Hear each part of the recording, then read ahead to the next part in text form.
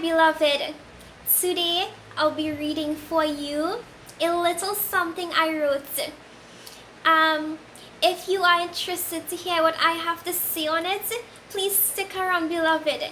And can I begin? Did I hear yes? Yes, beloved? Alright, let's begin.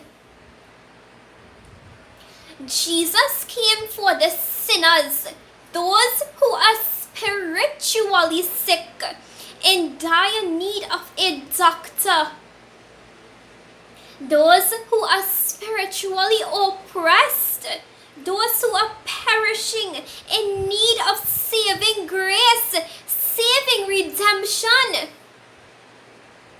Beloved, he came for those who were lacking vital spiritual nutrition, who needed purification and reviving. Jesus didn't just come for the healthy, those who are spiritually nourished, but for the ones that are departing in need of a home. Beloved, Jesus came for those who were heading down a dark and lonely road. He came for the wounded, the weak, the abandoned, the rejected, the neglected, and the hopeless. He came for the lame, the blind, those who can't distinguish right from wrong. He came for the ones that are deviating from the truth, those left behind, who are drowning in deception, sinking in misconceptions. Beloved, when you taste God's goodness, and when you come to that stopping point in your life where all you desire is solely Him, the things of Him, and the longings He fulfills, it's easy to be engulfed in Him so much to the point,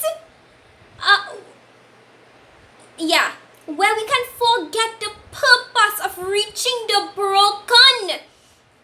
We can forget that His love is poured into us so that we can help them. Beloved, what God gives to us isn't only for us, but for us to impart to the helpless. The truth He gives that we know oh so well are for us to share with the world. The convictions we have and the realizations we've discovered, let's not hide them from the world. Beloved, don't refrain from telling them what you know, what you so distinctly know to be true. They need it as much as we do, And as much as we think many won't accept it or hold it to be true, there is still power in our words that won't return void. It will accomplish its purpose. Beloved, I know that it's very easy to think that we're not impacting anyone. But what my mom often tells me is, Melissa, you can do it. Think another thought. And you can also, beloved, you can also think another thought. So when you have the thought of, I am not impacting anyone, you can change it to, I believe that I planted the good news on good soil, and God would help the plant, which is the seed of the good news, to grow. So it may not seem like anything is happening for the better, but just wait, beloved, because you would see the harvest of what you have planted. You've planted it on good soil, and you are seeing little signs, or maybe you are not seeing any signs at all. But just wait. Can you hold on a little longer? Because you'd see the fruition of your faithfulness to Yahweh. So you keep doing what you are doing by speaking the truth. And it may not seem like anyone is really resonating to it, but wait, because what you did your part by saying what you needed to say, and God, He'd do the rest. So have comfort in knowing that, beloved.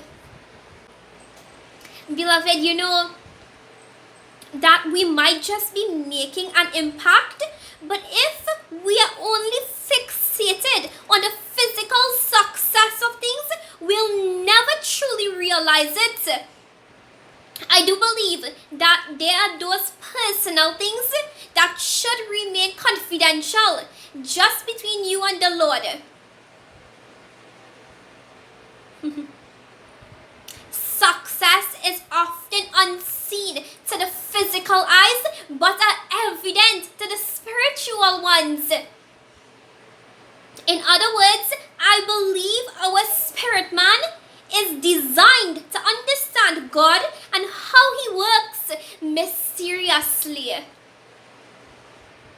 Beloved, don't twist, don't compromise God's words to fulfill your hidden motives.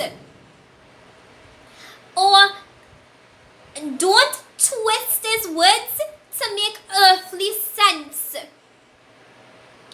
Don't let your feelings overpower His words, nor let people's words discourage you from pursuing Him. You know, even if His voice is the most subtle voice you hear, you'll know it's Him by His characteristics, by the very essence of His nature.